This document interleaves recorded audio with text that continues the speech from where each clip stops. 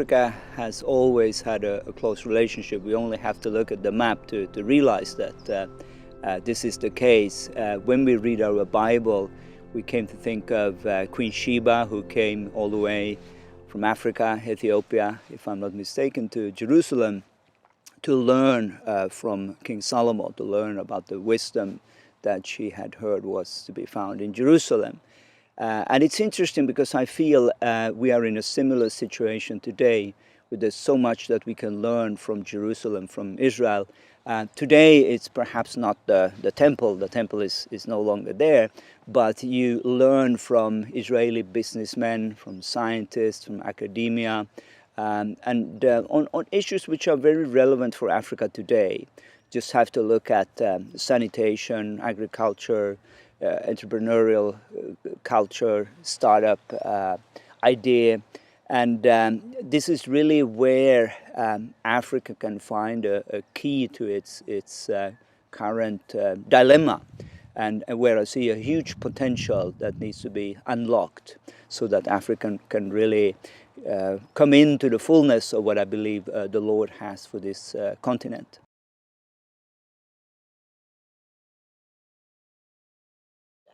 Well, if you look at sanitation, you have to think back 100 years when the Jews started to come to the Holy Land, and just remember how difficult that land was at that time. There was malaria.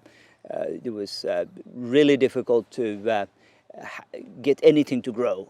But during this course of 100 years, today Israel is an exporter of water technology. So this is in itself a miracle that this could happen, but it also proves that through innovation and through putting all their efforts into seeing how can we make something out of this land which seems so difficult, and really make it grow and make it a country where we can live. So I think today you have technology where the Israelis, and I've seen this, they say they can make water out of air. And it's amazing. You go out into a remote village in Africa somewhere and you apply this technology, and it's just amazing what a blessing it can be. The same is with electricity, how you can produce electricity in completely new ways, innovative ways. And these are often technology innovations which doesn't really take a lot of input, and they are also very easily applied. So when you look at Africa as a whole, many villages are very remote, and but with this approach, I think the Israelis can really, make a change. So the significance of this summit is really strategic. I think it comes at the right time, especially when we look at Israeli-African relations. Next month, that is October, there will be a top summit between Africa and Israel in Togo. And in Israel, there's this saying now that Israel is coming back to Africa.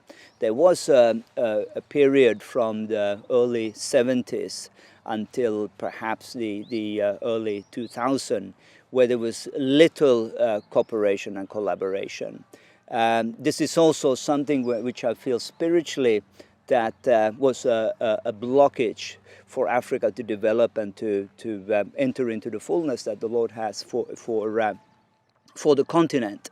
And but as Africa again is opening up to Israel, I really see a potential of change and growth. And I think that this summit here can also be a catalyst in taking out something very tangible. I could envisage, say, a study visit to Israel with some African entrepreneurs. I just spoke with one who is so excited. He'll be going to Israel next month. And he said he's been dreaming about this always. And I think this is really the future.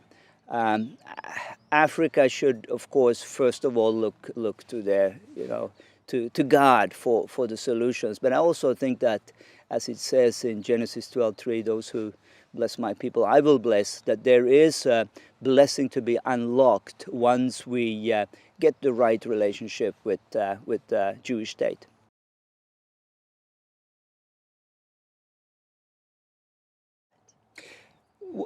A tangible takeaway from this summit, as I mentioned, I think it starts with getting closer to Israel. I mean, this is my perspective now. And with a study tour, of course, you just don't go to Israel and come back and nothing, you don't bring anything with you. I think out of this, we can see a lot of different projects growing up, incubators in how you train entrepreneurs. When we listened to one of the speeches here yesterday, this was a dilemma. They said in one particular African culture that the culture of entrepreneurship is so underdeveloped. And in Israel, of course, it's now called a startup nation. This is what it's all about, bringing about new companies and through these incubators. And I think this is something that we could look at on a very practical level and see how this could really make a difference in Africa today.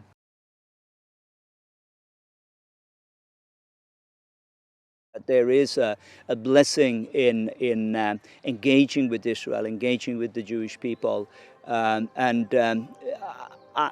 think that from my perspective, again, we know that God has a special place for Jerusalem. This is where he is going to return. This is where he's going, according to Isaiah, to teach the nations about the ways of the God of Jacob.